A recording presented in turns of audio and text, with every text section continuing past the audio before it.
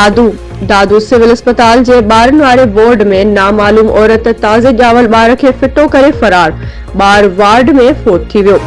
दादू रात देर सां नामालूम औरत ॿारनि वारे वार्ड में ताज़े ॼावल ॿार खे फिटो करे फरार थी वई।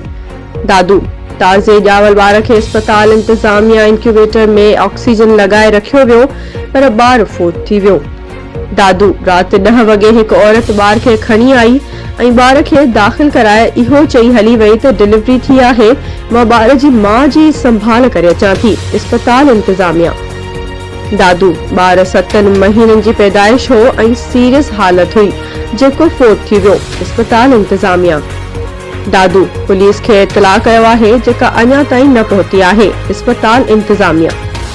दादू ॿार खे खणी ईंदड़ औरत अञा ताईं वापस न आई आहे, जे करे ईदी खे इतला कयो आहे। अस्पताल इंतजामिया।